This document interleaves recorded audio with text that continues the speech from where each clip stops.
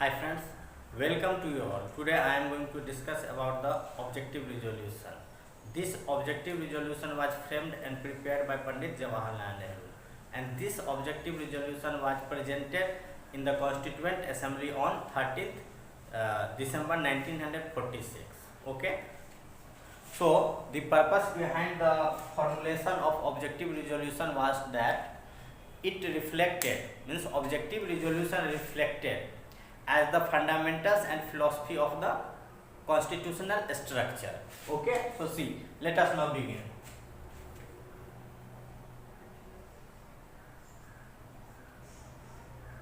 Objective resolution.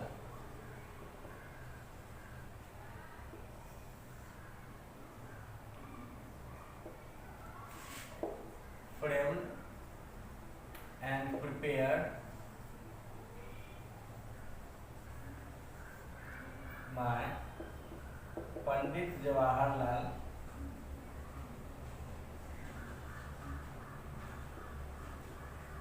Nehru on 13th December 1946. It was introduced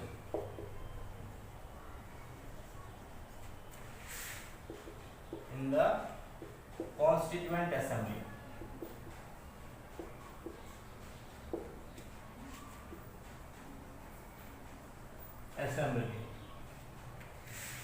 It reflected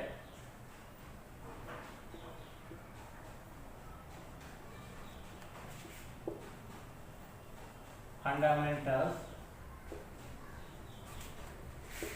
and philosophy of the constitutional structure.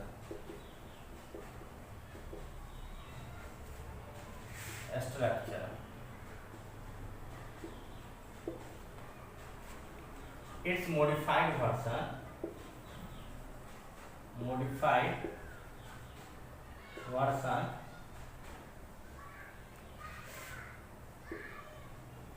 forms the present day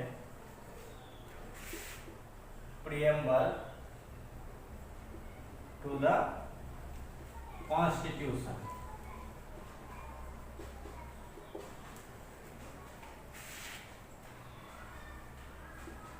This objective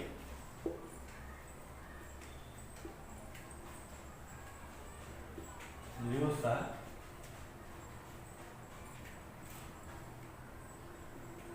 was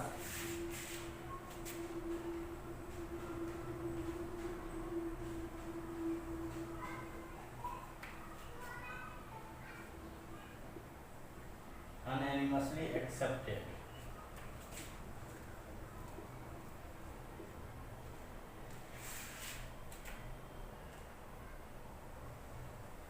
Constituent Assembly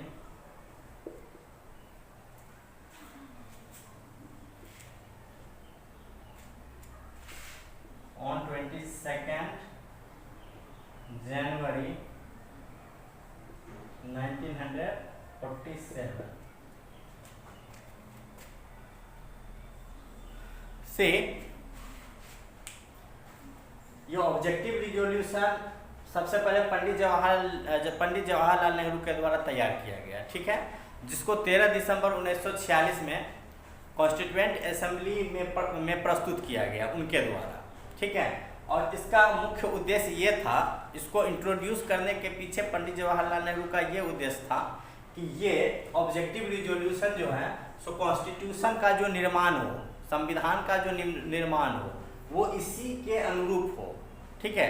इसमें जो जो उद्देश्य निर्धारित किया गया है, ठीक है, कॉन्स्टिट्यूशन उसी पैमानों पे निर्माण किया जाना चाहिए, उसी के अनुरूप, ठीक है। और ऑब्जेक्टिव रिजोल्यूशन के अनुरूप ही कॉन्स्टिट्यूशन का यानी भारत के संविधान का निर्माण किया जाना चाहिए।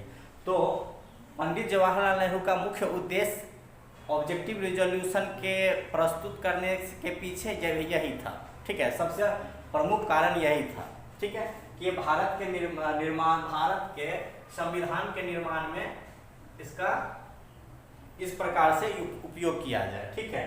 और बाद में यही ऑब्जेक्टिव रिजोल्यूशन, ठीक है, इसी का मॉडिफाइड रूप, ठीक है, इसी का रूपांतरित रूप, इसी ऑब्जेक्टिव रिजोल्यूशन का रूपांतरित रूप आगे चल के हमारा प्रस्तावना, अभी क्या जो संविधान का प्रस्तावना है, यानी कि अभी के संविधान का जो प्रियम्बल है, ठीक है, वो बना। ऑब्जेक्टिव रिजोल्यूशन ही हमारा अभी का वर्तमान का प्रियम्बल जो कॉन्स्टिट्यूशन का है वो बना, ठीक है, इसी में कुछ सुधार करके, ठीक है।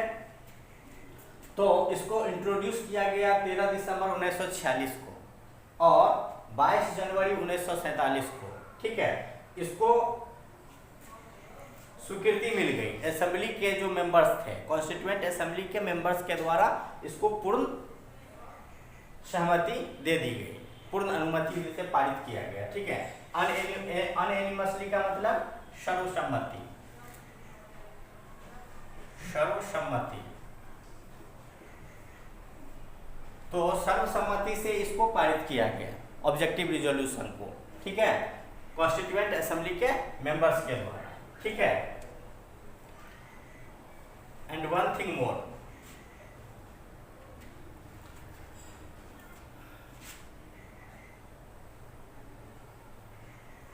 The preamble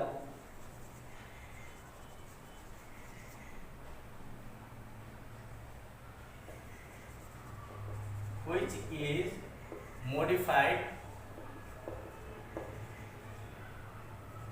version of the objective resolution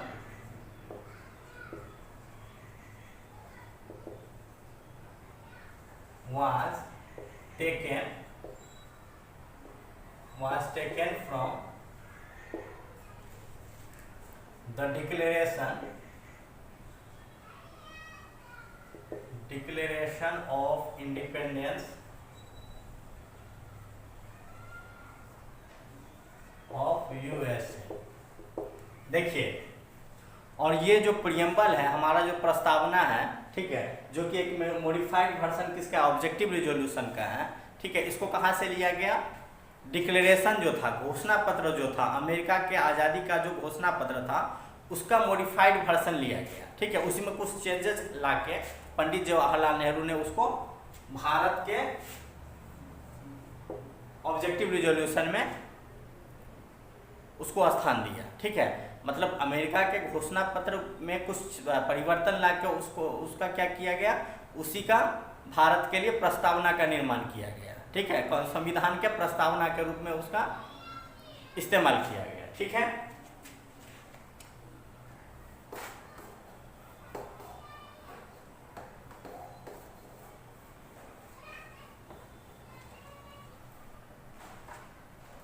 सो आज हम लोग देखेंगे इस ऑब्जेक्टिव रिजोल्यूशन का महत्वपूर्ण जो बिंदु है उसको हम लोग देखेंगे, ठीक है, सिलसिलेवार ढंग से। जैसा ऑब्जेक्टिव रिजोल्यूशन है उसी प्रकार हम लोग देखेंगे, ठीक है। और समझने की कोशिश करेंगे कि ये कैसे मतलब हमारे प्रियम्बल के अनुरूप ही है, ठीक है।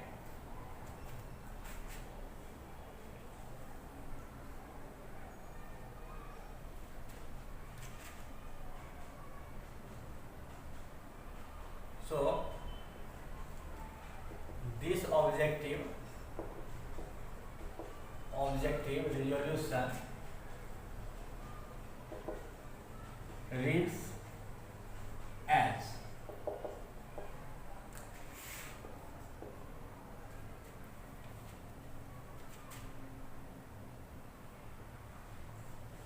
this Constituent Assembly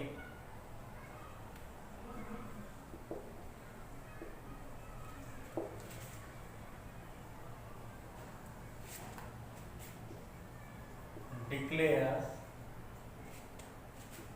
its firm and solemn resolve to proclaim India as independent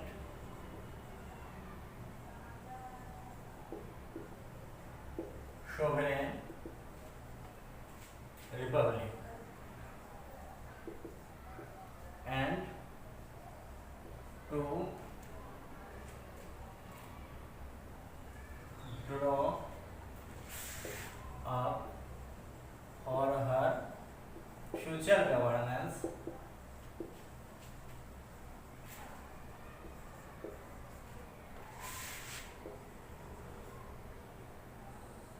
a constitution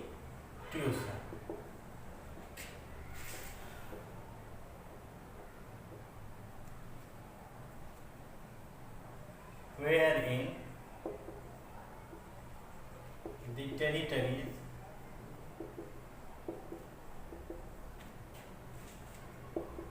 that constitute British India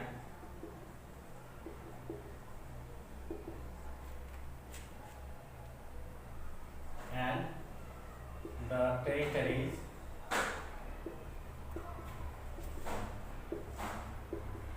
that now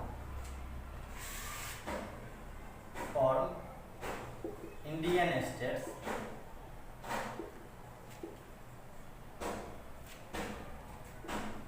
and such other territories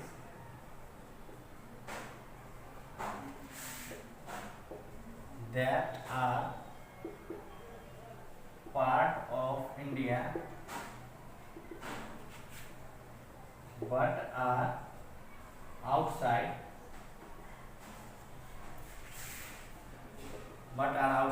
India and such states and territories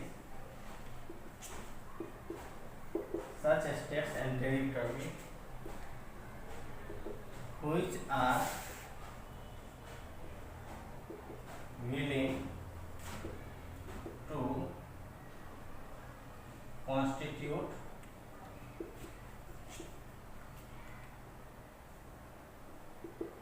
into independent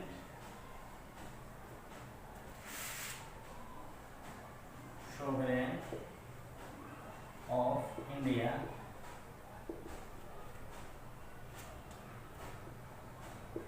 into independent sovereign of India shall form a union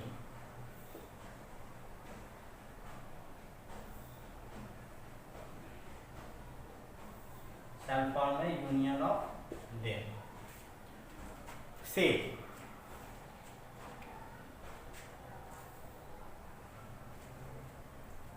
this constituent assembly, ठीक है, declare, देखिए यह constituent assembly यह घोषणा करती है, ठीक है, यह घोषणा करती है, फर्म मीन्स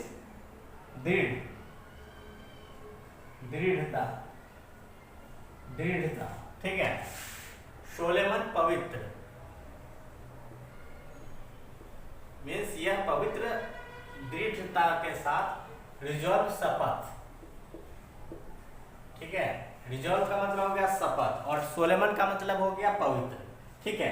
तो यह कॉन्स्टिट्यूएंट असेंबली यह दृढ़ संकल्प लेती है, ठीक है, कि वो भारत को एक आजाद संप्रभुत्व, सोवरेन का मतलब संप्रभुत्व, आजाद संप्रभुत्व गणतंत्र, रिपब्लिक का मतलब गणतंत्र राष्ट्र घोषित करेगी, ठीक है। और इसके लिए और इसके मतलब भविष्य के शासन के लिए एक कॉन्स्टिट्यूशन का निर्माण करेगी, एक संविधान का निर्माण करेगी भारत के लिए, ठीक है। नेक्स्ट पॉइंट इसका ये कहता है कि भारत का जो भी टेरिटरीज था, ठीक है, जो कि ब्रिटिश इंडिया का अंग था, ठीक है, वो सब ये क्या है अभी, वो सभी अब भारत के राज्य हैं, ठीक है, और बनेंगे राज्य हैं, और वो सारी टेरिटरीज, ठीक है, एंड सच अदर टेरिटरी, वे सारे टेरिटरी, ठीक है, जो भारत के अंग हैं, ठीक है, लेकिन वो भारत के बाहर है, भारत के अंग होते हुए भी भारत के संप्रभुता से बाहर है, ठीक है, वे सभी मिलके, ठीक है, और वे सारे राज्य और टेरिटरी, ठीक है, जो भारत के साथ आना चाहते हैं या आना चाहेंगे भविष्य में, ठीक है, वो सब मिलके एक यूनियन का निर्माण करेगी, मतलब वो सारा मिलके, ठीक है।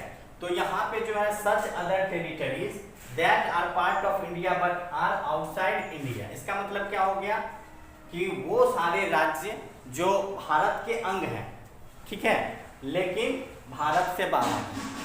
क्या हो जाएगा एग्जाम्पल में, जैसे इसके लिए जैसे हमने कहा गोवा, ठीक है, पौंडीचेरी,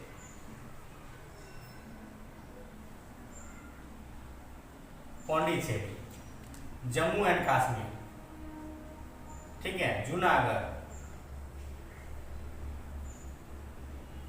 ठीक है, ये सारे जो स्टेट थे, ठीक है, मतलब गोवा, पौंडीचेरी, जम्मू एंड कश्मीर, ये सभी क्या थे, भारत के अंग थे, लेकिन भारत से क्या थे, बाहर थे, ठीक है। तो उनके लिए ये चीज लिखा है कि such other territories that are part of India but are outside India, और इसके साथ साथ such other and territories which are willing to, और इसके साथ साथ वे भी राज्य, ठीक है, जो भारत के साथ भविष्य में आने विलय रखने की इच्छा रखते हो, ठीक है, ये चीज लिखा, which are willing to constitute into independent sovereign India shall form a union of them, ठीक है, सब मिलके भारत को बनाएंगे, ठीक है, एक यूनियन के रूप में, ठीक है। अब नेक्स्ट देखते हैं,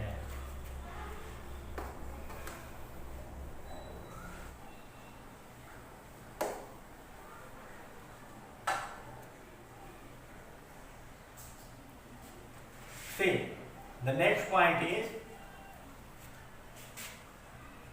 the said territories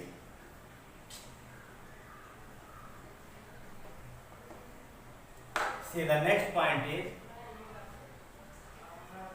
wherein the said territories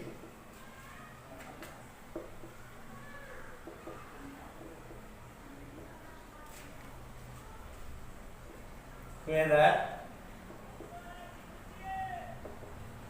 with their present boundaries or as determined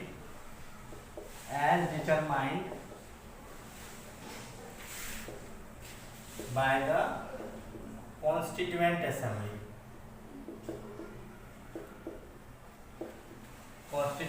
Assembly or thereafter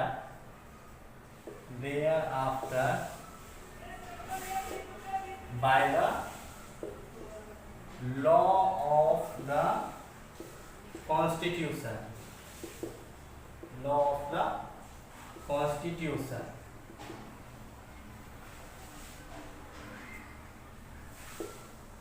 shall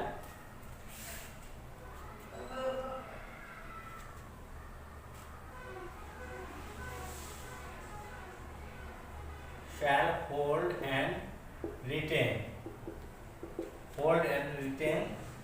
the status of an autonomous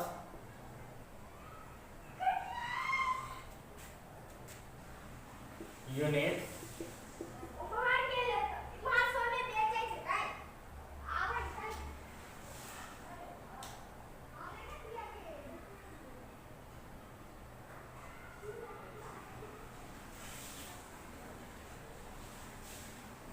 with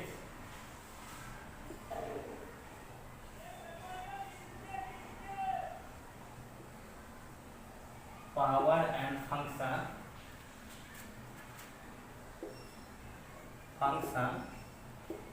as a government and administration, government and administration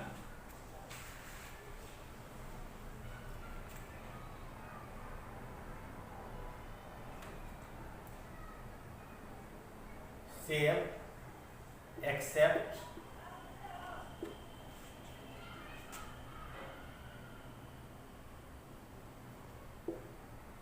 accept the power and function which are vested or assigned in the union. देखिए अगला point objective resolution का ये बताता है, ठीक है, कि जो भी टेरिटरीज हैं, जो कि मैंने पिछले टॉपिक में जस्ट अभी डिस्कस किया है, ठीक है, कि जो टेरिटरीज भारत के साथ आना चाहते हैं या जो भारत के अंग थे, ठीक है, भारत के अंग थे और अभी वर्तमान में अंग नहीं है, लेकिन वो भारत के ही अंग हैं और जो भारत के साथ आना चाहेंगे भविष्य में उनके लिए where in the said territories whether with their present boundary, तो वो जो टेरिटरीज हैं, ठीक है, और उनका जो प्रेजेंट बाउंड्री है, ठीक है, जो कि किसके द्वारा डिसाइड किया जाएगा, डिटरमिन किया जाएगा, कॉन्स्टिट्यूएंट असेंबली के द्वारा डिटरमिन किया जाएगा, या फिर उसके बाद कॉन्स्टिट्यूएंट असेंबली के बाद law of the constitution Bharat के संविधान के अनुसार डिटरमिन्ड होगा, ठीक है, उसका बाउंड्री, ठीक है, वो सब, ठीक है, वो सारी टेरिटरीज क्या होल्ड करेगा, वो सारा टेरिटरीज क्या होगा कि स्टेटस उनको किसका दिया जाएगा, उनको सरकार का ही स्टेटस दिया जाएगा, ठीक है, एक राज्य सरकार का ही स्टेटस दिया जाएगा और सारे का सारा पावर, ठीक है, और फंक्शन मतलब पावर और उनका क्रियाकलाप सारा का सारा किसका जैसा होगा, गवर्नमेंट और शासन के द्वारा चलाया जाएगा, ठीक है, शासन के तरफ होगा, ठीक है।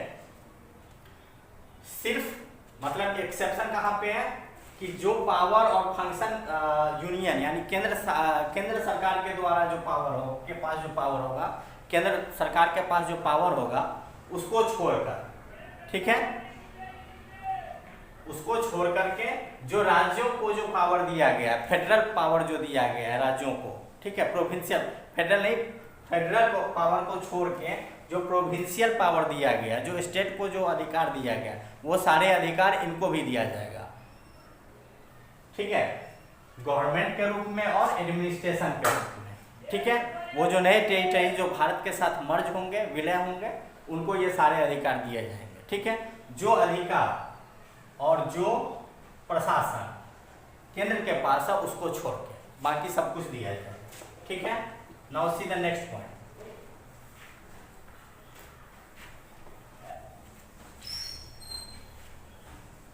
Where the power and authority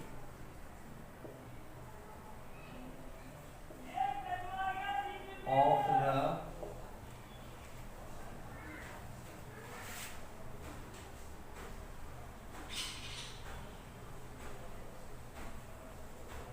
government of India and its constituent parts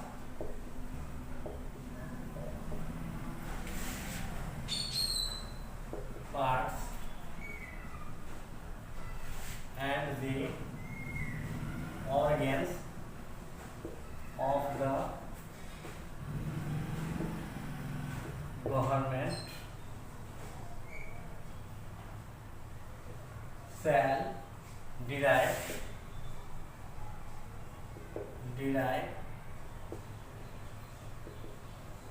directly from the people.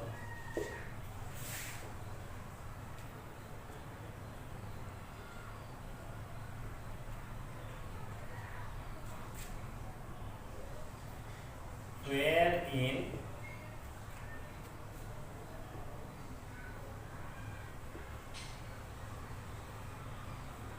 it guarantees, wherein it guarantees and secures to all the people of India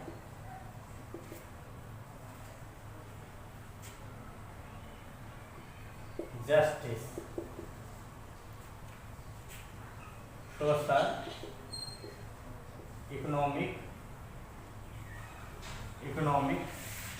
and political,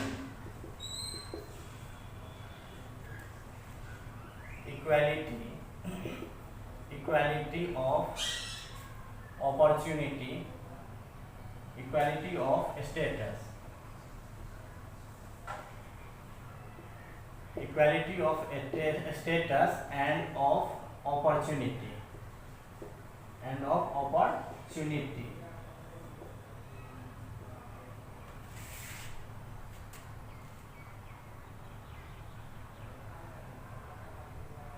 and before the law,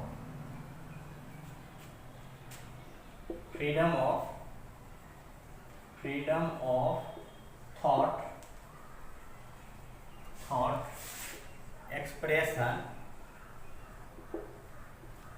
belief, faith, worship,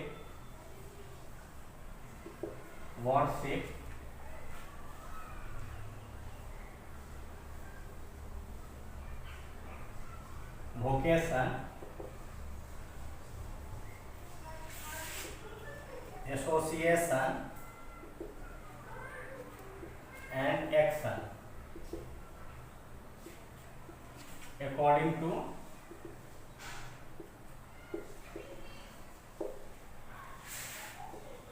law and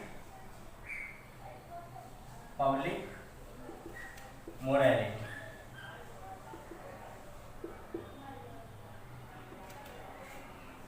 देखिए, उन सभी के अलावा इसमें और क्या बातें दी गई।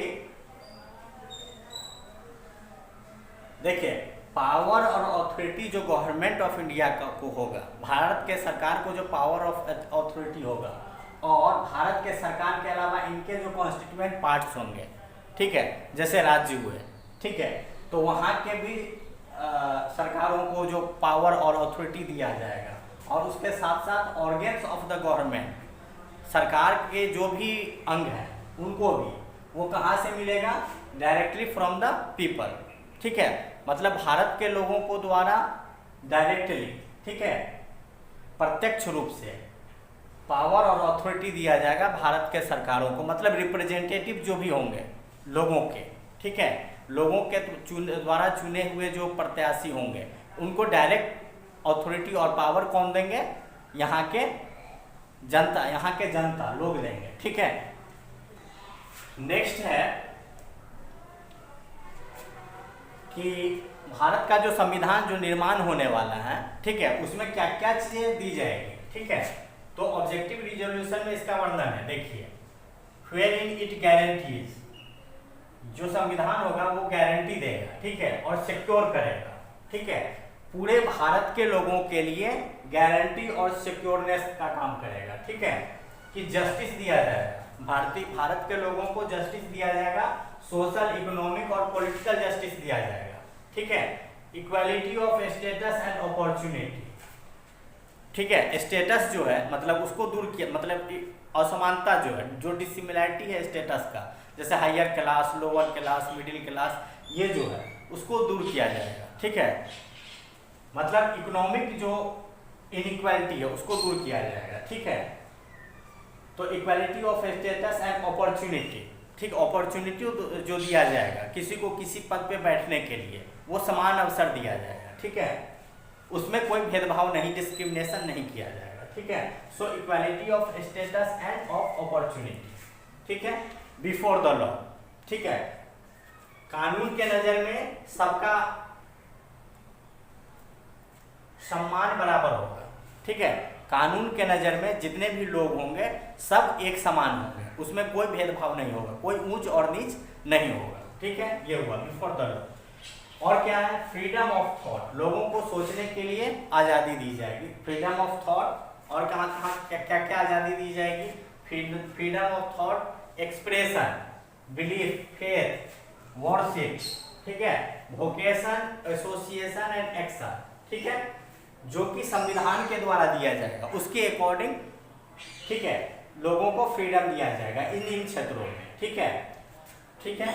और पब्लिक मोरालिटी, ठीक है, पब्लिक मोरालिटी और कॉन्स्टिट्यूशनल लॉ को देखते हुए, ठीक है, फ्रीडम दिया जाएगा।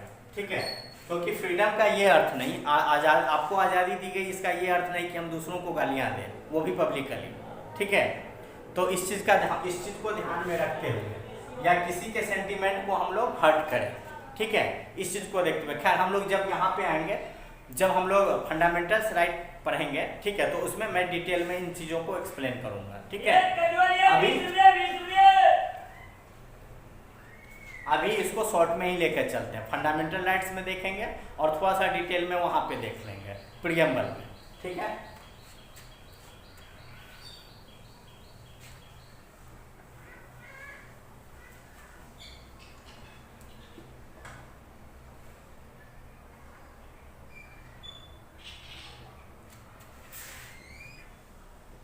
see the next point is wherein it protects and safeguards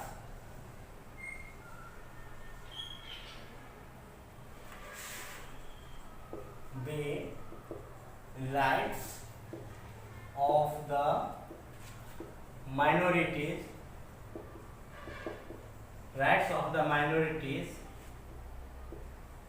the backward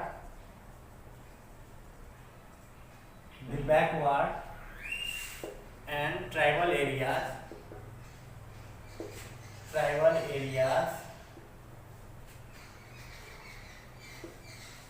the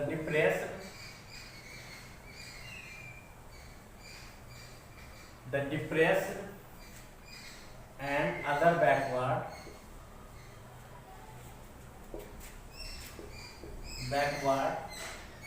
classes.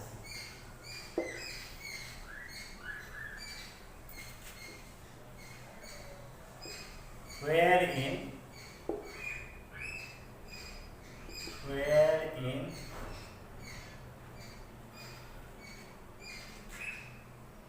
it maintains to protect the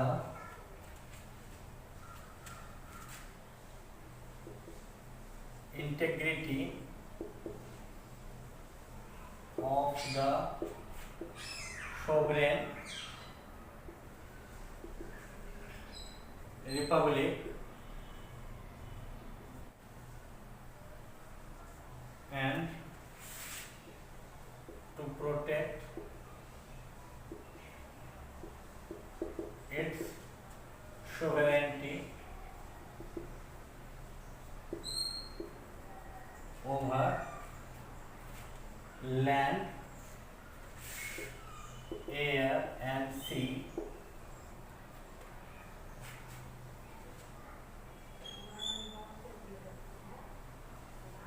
according to justice and law of the civilized nation.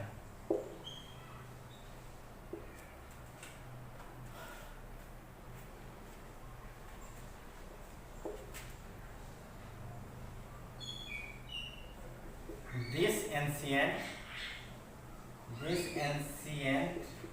and historical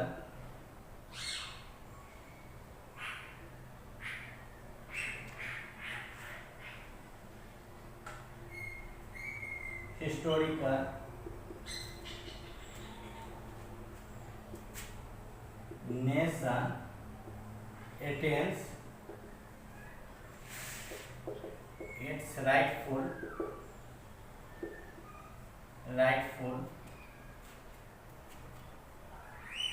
its rightful place in the world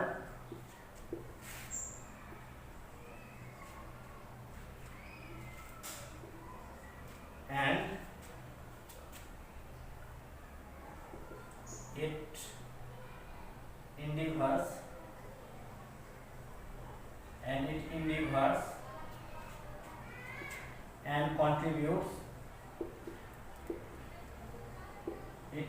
and contributes to promote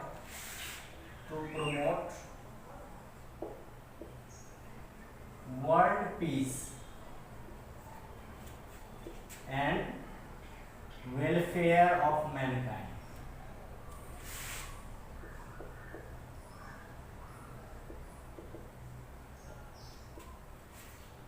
से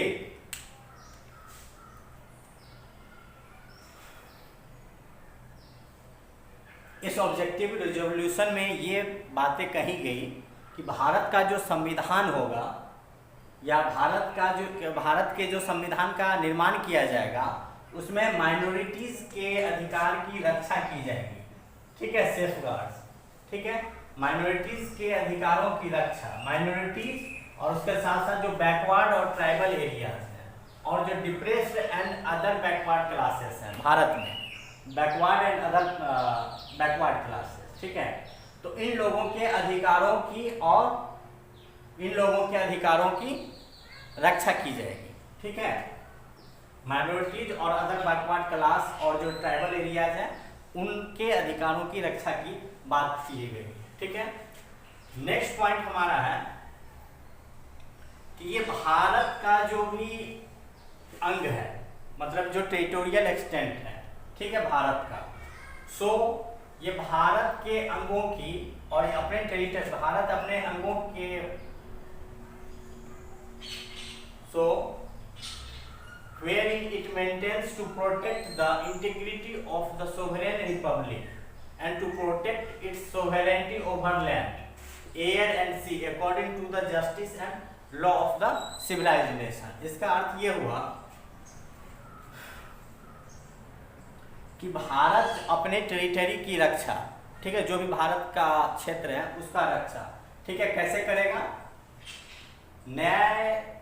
न्यायपूर्वक करेगा। ठीक है, ठीक है, according to justice, न्याय के अनुसार। ठीक है, जो न्याय संगत होगा वैसे करेगा। ठीक है, और जो भी सिविलाइज्ड नेशन है संसार में, ठीक है, विश्व के जो भी सभ्य देश हैं उनका जो भी नियम और कानून है उसके अनुसार ही ये भी अपना कानून बनाएगा अपने टेरिटरीज के रक्षा के लिए। ठीक है, और नेक्स्ट पॉइंट हमारा ये है कि ये पौराणिक और ऐतिहासिक देश, ठीक है, अपना एक स्थान विश्व में बनाए हुए हैं, सम्मानजनक स्थान विश्व में बनाए हुए हैं। ठीक है, और भारत विश्व में शांति, ठीक है, और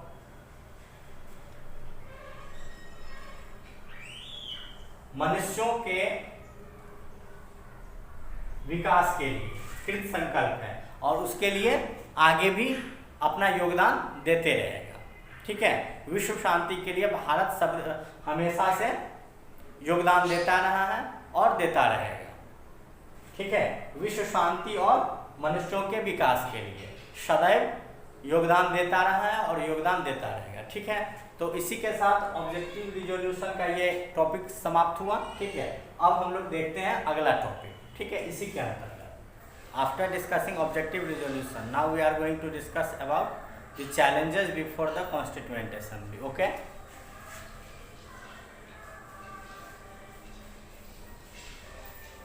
challenges before the constituent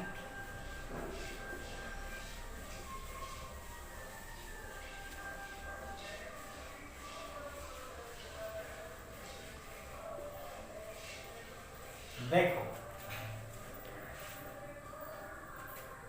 constituent assembly जिसका गठन किया गया था संविधान के निर्माण के लिए, ठीक है, तो उसके सामने किस किस तरह की चुनौतियां थी।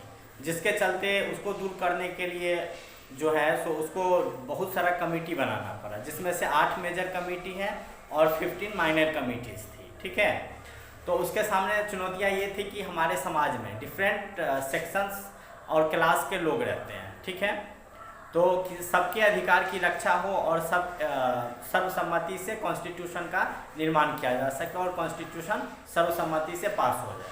ठीक है, इसके लिए बहुत सारे कमिटीज़ का निर्माण किया गया। ठीक है, जिसमें से 8 मेजर कमिटीज जो थे उसको मैं डिस्कस कर रहा हूँ। ठीक है,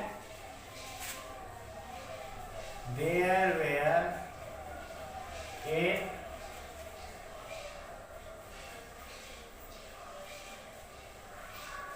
major constitutional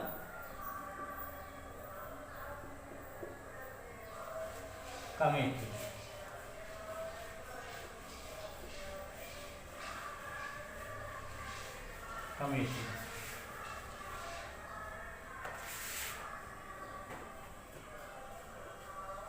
Union Powers Committee.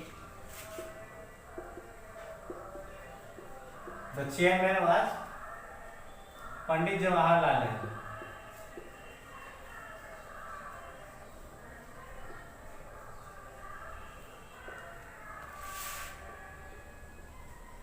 Union Constitution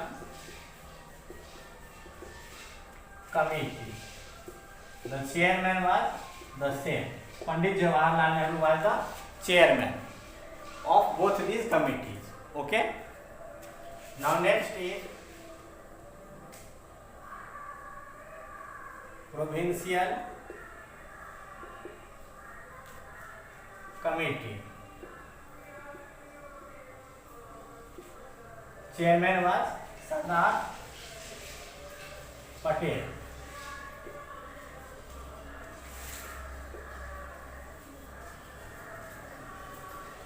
Drafting committee.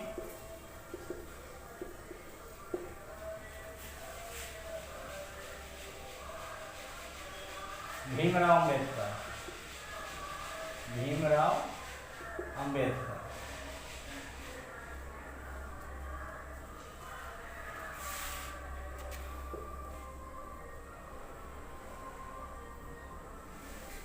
Advisory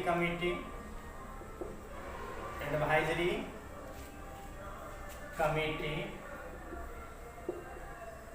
on fundamental rights, minorities,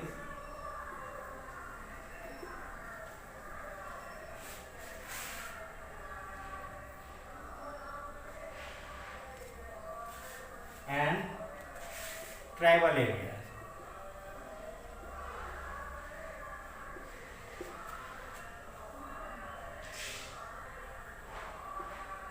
Sardar Patel.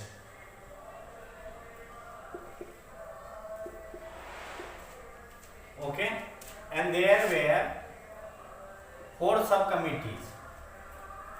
Advisory committee on fundamental rights, minorities and tribal committees के चेयरमैन कौन थे?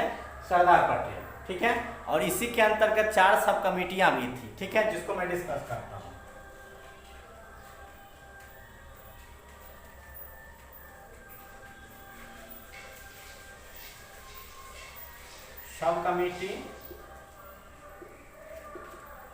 सब committee on fundamental rights, JB Kripalani.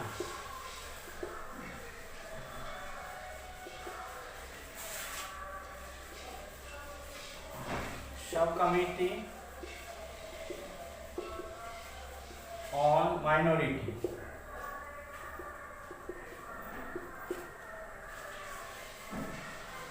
SC Mukherjee.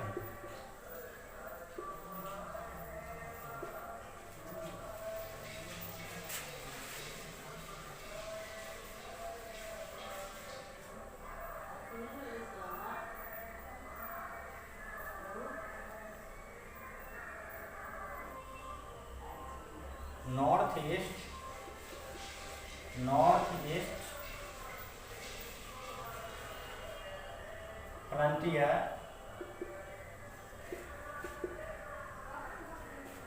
Tribal areas, tribal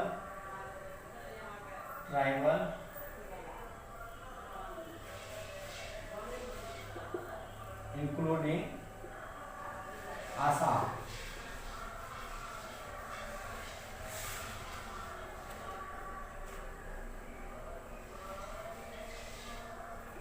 excluded and partially excluded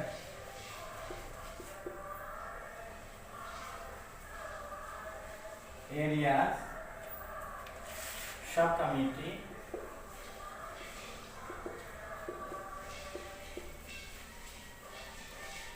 Gopinath बारडोलोई।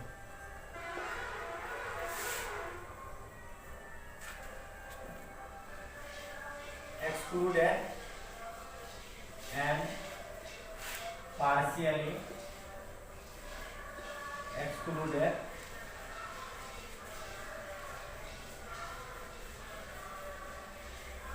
except Assam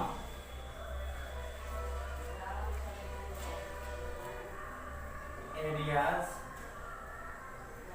subcommittee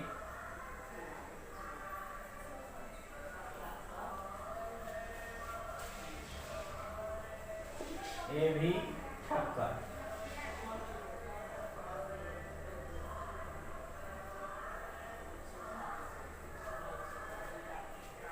C union powers committee के chairman कौन थे? Pandit Jawaharlal Nehru. Similarly union constitution committee के भी chairman Pandit Jawaharlal Nehru थे। प्रोविंशियल कमेटी के चेयरमैन सरदार पटेल। और ड्राफ्टिंग कमेटी के जैसा हम सभी जानते हैं बी आर अम्बेडकर। ठीक है। और advisory committee on fundamental rights minorities and tribal areas के चेयरमैन सरदार पटेल थे। और इसी के अंतर्गत 4 सब कमिटीज थी। ठीक है, जिसमें sub committee on fundamental rights J B Kripalani थे chairman. Sub committee on minorities SC. Mukherjee. North east frontier tribal Assam को लेके, ठीक है, मतलब जितना भी नॉर्थ ईस्टर्न स्टेट्स हैं जो कि ट्राइबल क्षेत्र में है, ठीक है, आसाम को लेके, ठीक है। और excluded and partially excluded area sub committee के कौन थे? गोपीनाथ बारडोलोई। और excluded and partially excluded area, ठीक है, एक्सेप्ट आसाम, आसाम को छोड़ के बाकी सारे जितने भी नॉर्थ ईस्ट स्टेट्स थे उसके एरियाज के सब कमेटी के कौन थे? ए भी ठक्कर। ठीक है। और इसके साथ ही एक वन मोर थिंग जो याद रखने वाली बात है वो ये है कि प्रोविंशियल कमेटी के चेयरमैन सरदार पटेल। ठीक है। तो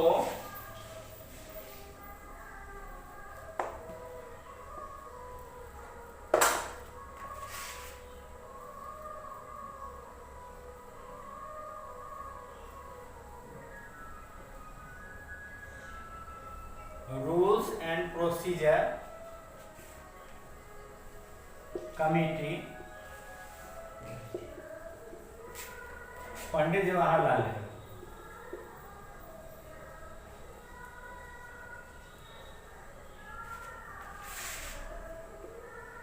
states committee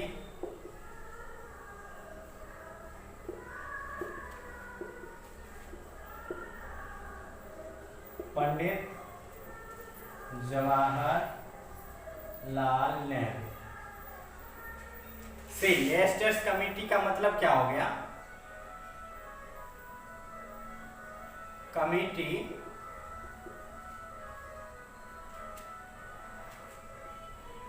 for negotiating with states। इसको एक्सप्लेन करता हूं। स्टीयरिंग कमेटी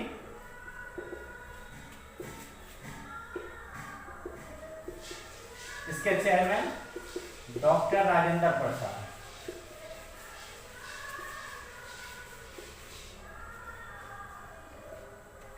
स्टीयरिंग कमेटी के चेयरमैन डॉक्टर राजेंद्र प्रसाद। ठीक है।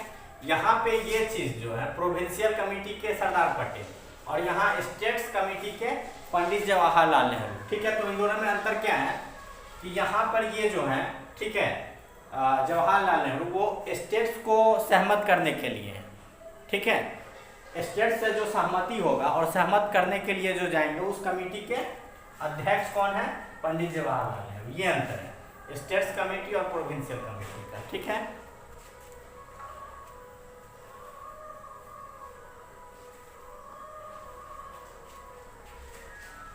तो इसको अच्छे प्रकार से याद करने की आवश्यकता है क्योंकि एग्जामिनेशंस में पूछ देता है, ठीक है, कि किस कमेटी के, चूंकि मेजर कमेटी है तो इससे क्वेश्चन आ जाते हैं, ठीक है।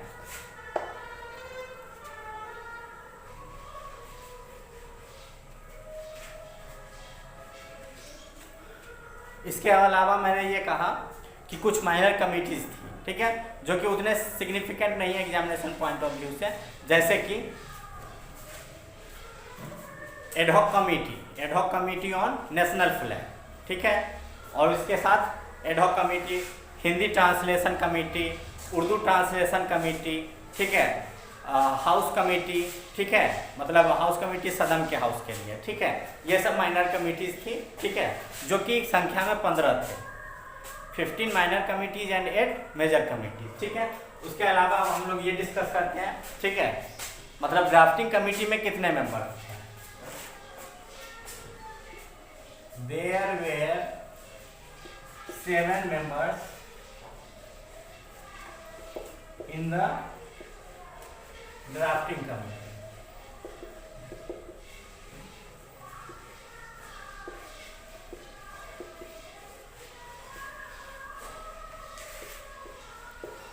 Dr. Bhimrao Ambedkar,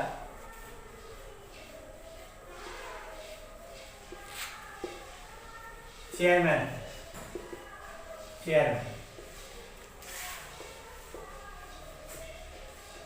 N Gopala Swami Iyengar,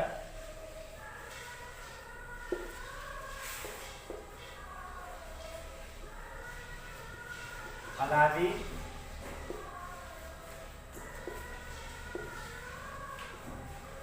Krishna Swami Iyer,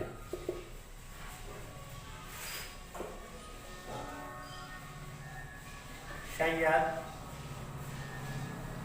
Mohammad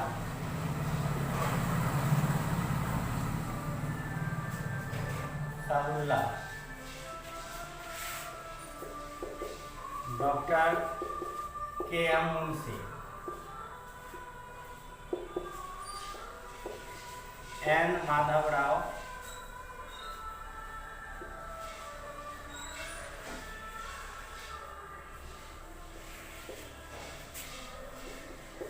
T. Krishnamachari. See, ये दोनों कब आए, एन. माधवराव तब आए जब बी.एल. मित्तर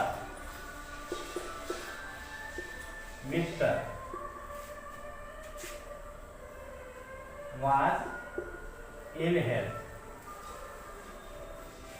जब बी.एल. मित्तल पहले के थे, ठीक है, BL. Mittal was replaced by N. Madhavrao, चूंकि ये बीमार हो पड़ गए, ठीक है, और टी. कृष्णमाचारी जो है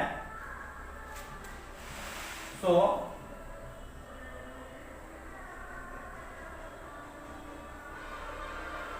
खेतान थे, ये 1948 में इनका डेथ हो गया, ठीक है, खेतान का डेथ हो गया तो ये टी. कृष्णमाचारी उसके जगह पे है, ठीक है। तो ये हो गया ड्राफ्टिंग कमेटी के जो 7 मेंबर्स थे, ठीक है, वो। इसके बाद हम लोग देखते हैं, देखिए इसके साथ ही जो कॉन्स्टिट्यूएंट असेंबली का निर्माण किया गया वो एक सोवरेन बॉडी के तरह से उसको शक्तियां दी गई, ठीक है, पावर्स दिए गए, चूँकि उसको ये भी अधिकार दिया गया कॉन्स्टिट्यूएंट असेंबली को, ठीक है, फलस मतलब जबकि ये क्या था, एक प्रोपोजल किसके द्वारा लाया गया था, कॉन्स्टिट्यूएंट असेंबली के निर्माण का प्रोपोजल ब्रिटिश पार्लियामेंट के द्वारा ही दिया गया था, लेकिन फिर भी इसको संप्रभुत्व बनाया गया, मतलब सोवरेन बॉडी का दर्जा दिया गया, क्योंकि इसके पास क्या अधिकार थे, इसको अधिकार था कि वो किसी भी ब्रिटिश पार्लियामेंट के एक्ट को रिपील कर सके, ठीक है, नया एक्ट ला सके, बना सके, ठीक है, और कुछ अमेंड कर सके पुराने एक्ट में, ठीक है। ब्रिटिश पार्लियामेंट के द्वारा जो पुराने एक्ट लाए गए थे उनमें कुछ अमेंडमेंट कर सके, तो ये सारी शक्तियाँ इसको मिला हुआ था, ठीक है। इतना इन्फोर्स था हमारा ये कॉन्स्टिट्यूएंट असेंबली, ठीक है। उसके अलावा कॉन्स्टिट्यूएंट असेंबली के पास दो फंक्शन थे, ठीक है। सी कॉन्स्टिट्यूएंट असेंबली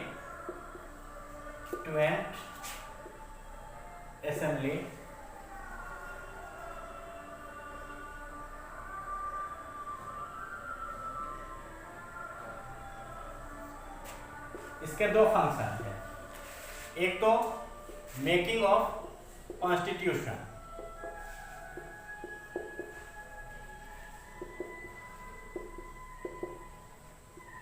ठीक है, और the other function which was performed by constituent assembly was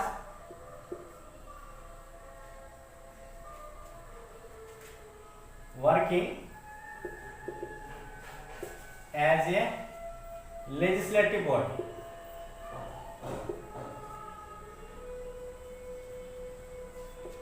say when the constituent assembly was acting for the making of the constituent assembly, then the constituent assembly was chaired by constituent assembly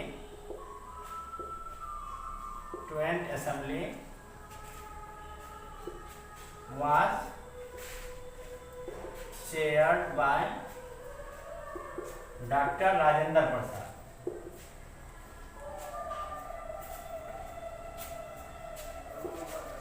and when constituent assembly was working as a legislative body, then it was chaired by G.V. Mavalankar.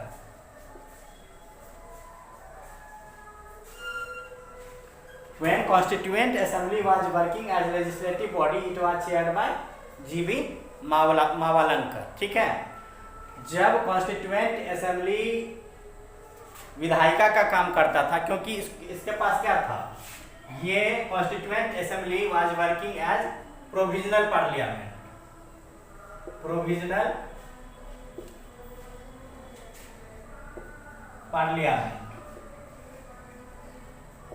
ये constituent assembly provisional parliament के तरह कब तक काम करता है, जब तक कि भारत में चुनाव नहीं हो जाता, ठीक है।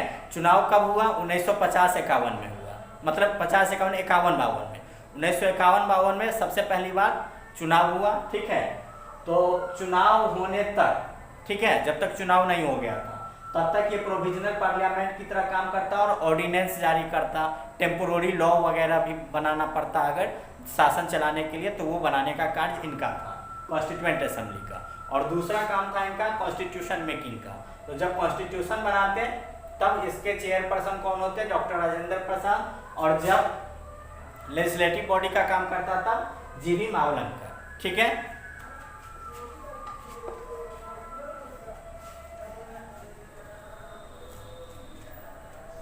Now see other functions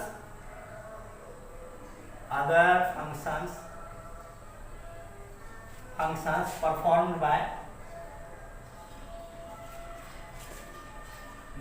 Constituent Assembly.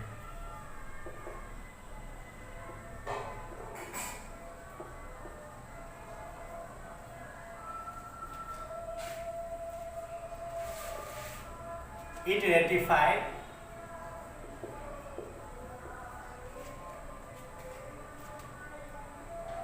membership of Commonwealth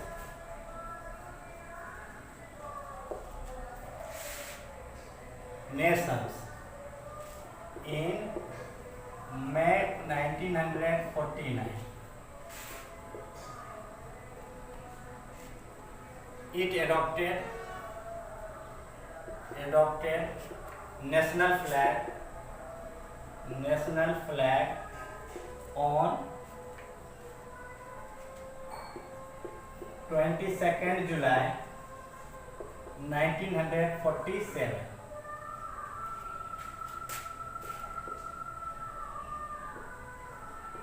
It adopted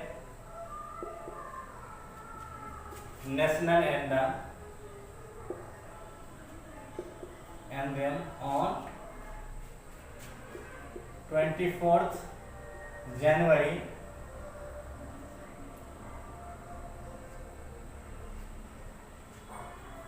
1950. It adopted national song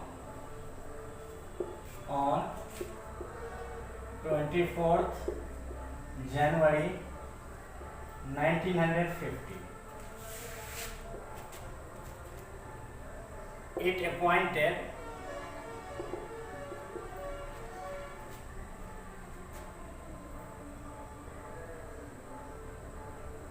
Dr. Rajendra Prasad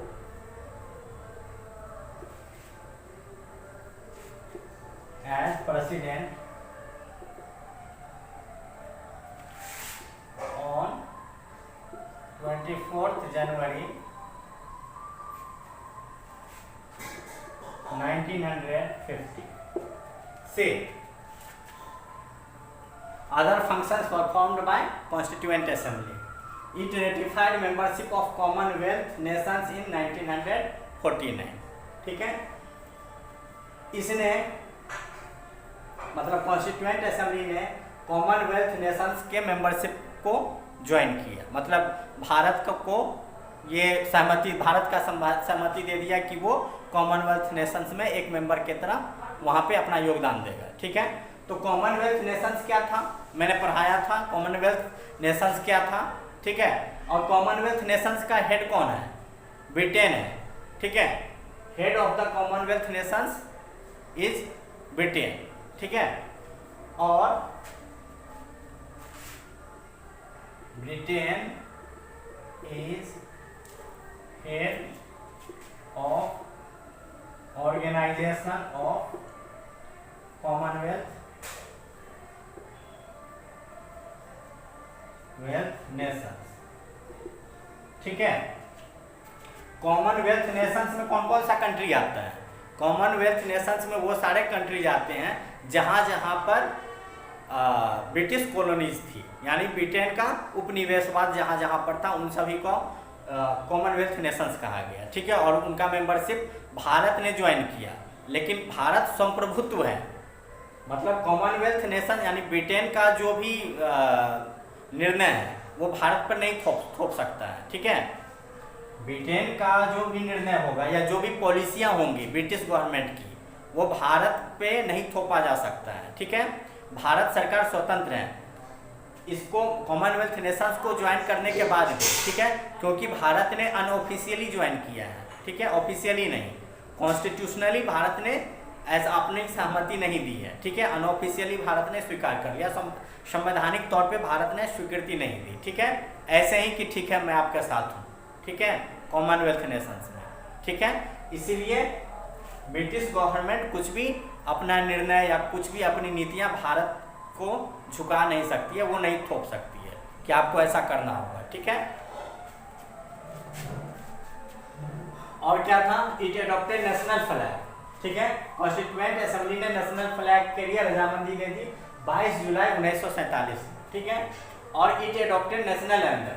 ठीक है, ऑन 24 जनवरी 1950 1950 में 24 जनवरी, और it adopted national song on 24 January 1950। It appointed doctor Rajendra Prasad as president on 24 January 1950। ठीक है, से national song was written by national song Vande Mataram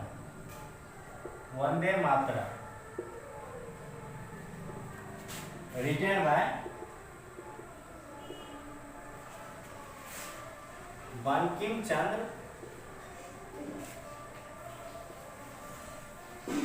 Chatterjee. National anthem,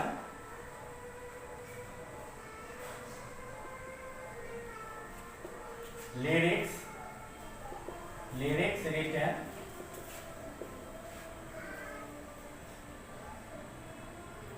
Rabindranath Tagore, and music prepared by Margaret Cousins in 1990, और ये लिखा कब गया? 1911।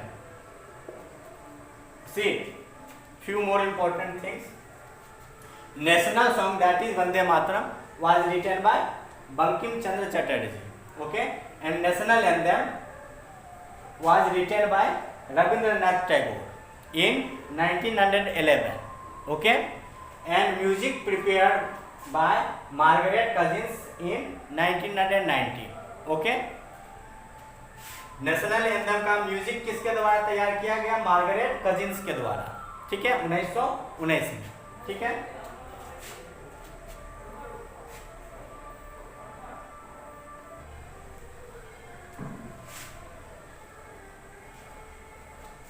See, apart from this, minor provisions of the Constitution were adopted on minor provisions of the Constitution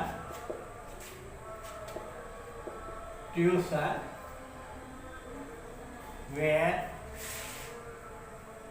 adopted on 26th November 1949, okay।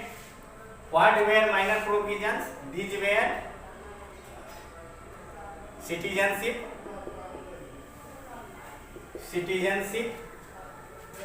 election, provisional parliament,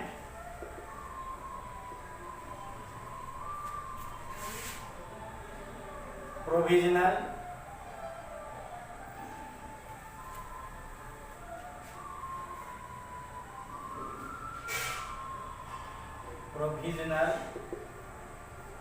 and transitional provisions, short titles etc.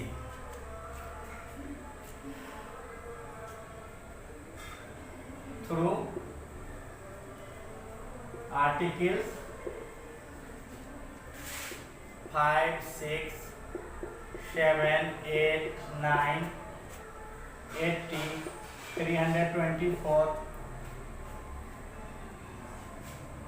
366, 367, 379, 380, 388, 391, 392 and 393. See, minor provisions of the Constitution were adopted on 26th November 1949 itself. 26 November 1949 को ही, ठीक है, minor provisions जो थे, ठीक है, वो adopt कर लिए गए थे। So 26 November 1949 is the date on which we adopted the constitution of India, okay. अच्छा, माइनर प्रोविजंस क्या क्या थे इसके? सिटीजनशिप, इलेक्शन, प्रोविजनल पार्लियामेंट, ठीक है, provisional and transitional provinces and short titles etc.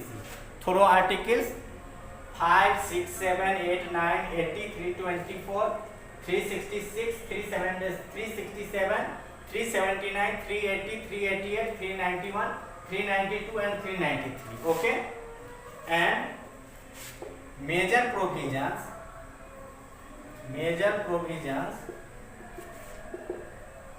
of the Constitution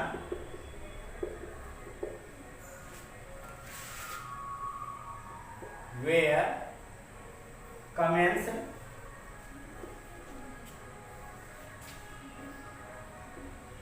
on 26th January 1950। देखिए 26 जनवरी 1950 जो है, जिसको हम लोग गणतंत्र दिवस के रूप में मनाते हैं, it is celebrated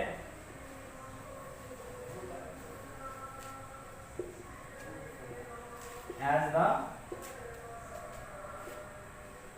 Republic day. देखिए 26 जनवरी 1950 को जो मेजर प्रोविजंस रह गए थे कॉन्स्टिट्यूशन का, उसको लागू किया गया। ठीक है, कॉमेंसमेंट ऑफ द कॉन्स्टिट्यूशन 26 जनवरी 1950। और ये जो है 26 नवंबर 1949, ये क्या था, इस दिन एडॉप्ट किया गया था संविधान को। इसमें माइनर प्रोविजंस थे, ठीक है, और मेजर प्रोविजंस यहाँ पे आया। ठीक है, और इसके साथ ही एक चीज और, 26 जनवरी को ही क्यों चुना गया, इसी दिन को क्यों चुना गया, ठीक है, इसके पीछे एक जो रीजन है वो मैं बात डिस्कस कर देता हूँ। 26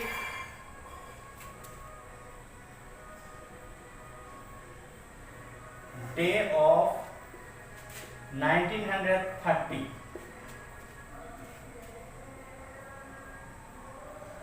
was the day which was celebrated as the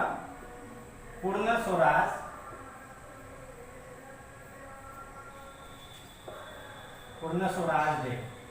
ठीक है, देखिए 26 तारीख को 1930 का जो समय था, इस दिन को सेलिब्रेट किया जाता था पूर्ण स्वराज दिवस के रूप में। ठीक है, जिसका निर्णय कब लिया गया था, लाहौर सेशन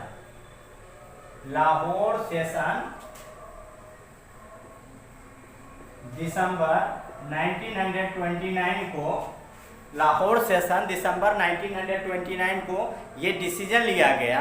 ठीक है, कि 26 तारीख को 1930 में, ठीक है, हम लोग पूर्ण स्वराज डे मनाएंगे। ठीक है, इसलिए 26 जनवरी 1950 को चुना गया।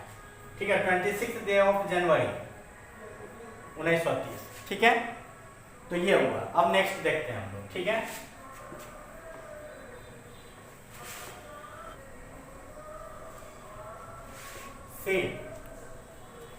It took for the Constituent Assembly total 11 sessions. Okay, total 11 sessions through a period of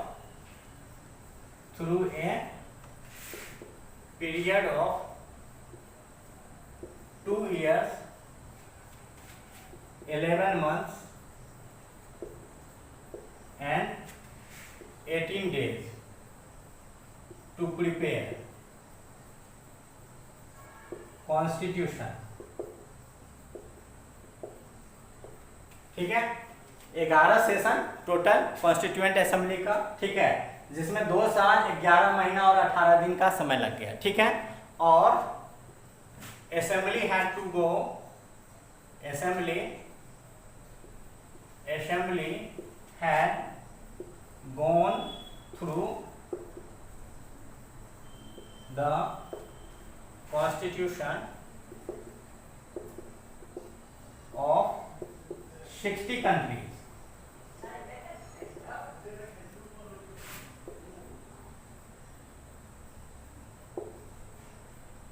64 lakh rupees was spent।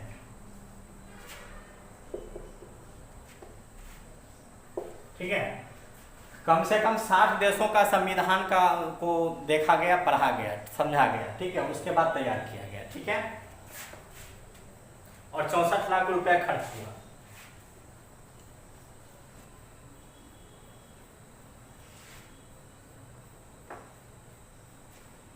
देखिए, first draft of the constitution was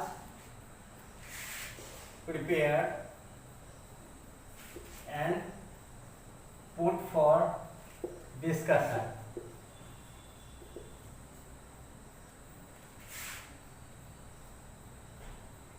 on February 1948, ठीक है, and 8 months was given for public comments. Public comments, criticism and suggestions.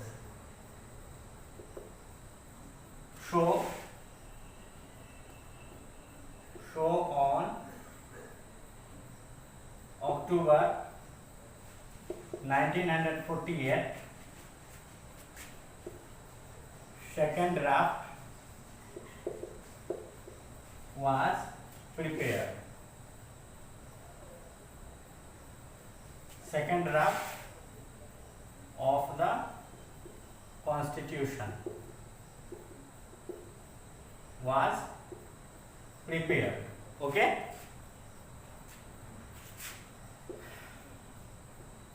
See, Constitution was adopted on 26th November 1949 with a preamble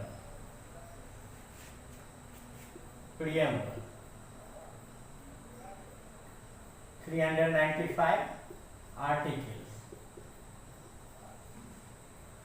and 8 schedules. देखिए, जो original constitution था, ठीक है, उसको 26 November 1949 को ही adopt कर लिया गया, ठीक है। उसमें एक प्रियम्बल था, ठीक है, एक प्रस्तावना, 365 आर्टिकल्स, 395 आर्टिकल्स, ठीक है, और 8 शेड्यूल्स थे। 395 आर्टिकल्स और 8 शेड्यूल्स थे, ठीक है।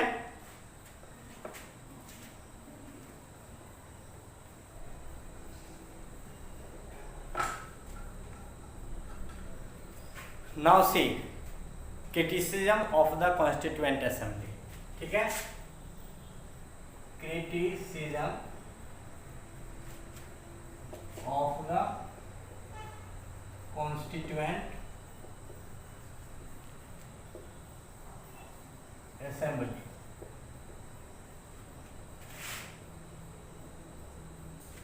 से not a representative body,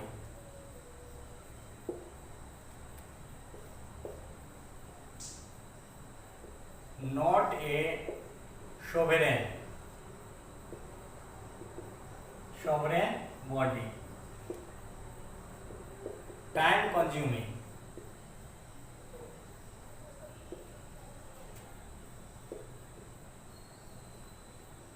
Congress dominated,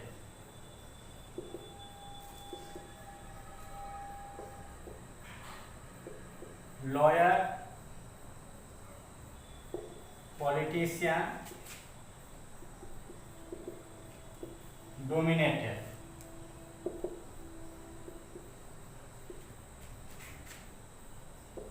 Hindu dominated, देखिए, हमारे कॉन्स्टिट्यूएंट असेंबली का जो आलोचना होता है वो इन बिंदुओं पे होता है, ठीक है, कि नॉट ए रिप्रेजेंटेटिव बॉडी, क्योंकि यहाँ पर जो चुनाव हुए वो डायरेक्ट चुनाव ना होके इनडायरेक्ट चुनाव हुए, ठीक है, इसीलिए इसका ये किया जाता है कि लोगों के द्वारा संविधान नहीं बनाया गया, ठीक है, क्योंकि अप्रत्यक्ष रूप से चुने हुए प्रत्याशियों के द्वारा संविधान बनाया गया, ठीक है। उसके बाद आता है नॉट ए सोवरेन बॉडी, ठीक है, ये संप्रभुत्व बॉडी नहीं था, ठीक है, ऑर्गेनाइजेशन संप्रभुत्व नहीं था, मतलब इनको खुला छूट नहीं दिया गया, क्योंकि ऐसा कहा गया कि कॉन्स्टिट्यूएंट असेंबली का जो निर्माण हुआ वो ब्रिटिश गवर्नमेंट के प्रपोजल के बाद ही इसका गठन हुआ, और इसके साथ साथ दूसरा जो हुआ वो ये कि इनका जो सेशन चलता था कॉन्स्टिट्यूएंट असेंबली का, ये प्रायर अप्रूवल लेना पड़ता था किससे, ब्रिटिश गवर्नमेंट से, ठीक है। तो ये दोनों कारणों से कहा गया कि it was not a sovereign body, means constituent assembly was not a sovereign body, ठीक है। थर्ड टाइम कंज्यूमिंग, ये जो 2 साल 11 महीना 18 दिन का जो समय लगा, इसके लिए कहा गया कि ये बहुत ज़्यादा लेंदी हो गया या टाइम बहुत ज़्यादा लग गया, क्योंकि अमेरिकन कॉन्स्टिट्यूशन कितने दिन में तैयार हुआ, 4 महीने में। American constitution was prepared in 4 months। America का कॉन्स्टिट्यूशन 4 महीने में तैयार हो गया, जो कि ओरिजिनल था, किसी दूसरे का कॉपी एंड पेस्ट नहीं था। हमने कॉपी एंड पेस्ट किया 60 कंट्रीज का, तब जाके हमको 2 साल 11 महीना 18 दिन लगा, ठीक है। और ओरिजिनल कॉन्स्टिट्यूशन अमेरिका का था जिसको सिर्फ 4 महीने लगे, ठीक है। हमने मॉडिफिकेशन किया, कॉपी पेस्ट के साथ साथ उसमें मॉडिफिकेशन भी किया, ठीक है, इसलिए समय लगा। कांग्रेस डोमिनेशन, ठीक है, Congress was the single largest party, ठीक है, and after the separation of the nation that is formation of Pakistan, ठीक है, जो मुस्लिम लीग था, ठीक है, वो पाकिस्तान के तरफ चला गया, ठीक है, तो कुछ ही कैंडिडेट रह गए मुस्लिम के, ठीक है, तो कांग्रेस डोमिनेटेड था, सिंगल पार्टी सिस्टम, ठीक है। उसके बाद लॉयर पॉलिटिशियन डोमिनेटेड, ठीक है, इसका जो लैंग्वेज था, कॉन्स्टिट्यूशन का जो लैंग्वेज है वो बहुत ज़्यादा बल्कि और बहुत ज़्यादा क्या है, मतलब एक तो कम्बरसम है, दूसरा क्या है, कॉम्प्लेक्स लैंग्वेज है, ठीक है, जो कि आम आदमी के समझ से ऊपर की चीज़ है, ठीक है। उसका कारण ये बताया जाने लगा कि सभी सेक्शन जो थे सोसाइटी के वो लोग पार्टिसिपेट नहीं किए, सिर्फ 2 ही सेक्शन आए, पॉलिटिशियन और दूसरा लॉयर, ठीक है, इसलिए इतना भारी भरकम लैंग्वेज हो गया। तीसरा हिंदू डोमिनेटेड, चूँकि हिंदू मेजोरिटी में थी कंट्री में, ठीक है, तो अप्रत्यक्ष जो चुनाव हुआ उसमें भी क्या हुए, ज़्यादातर हिंदू प्रत्याशी ही गए, ठीक है, तो हिंदू डोमिनेटेड था, ठीक है। मुस्लिमों को ज़्यादा से ज़्यादा, मुस्लिम ही नहीं मतलब बुद्ध और जैनों को और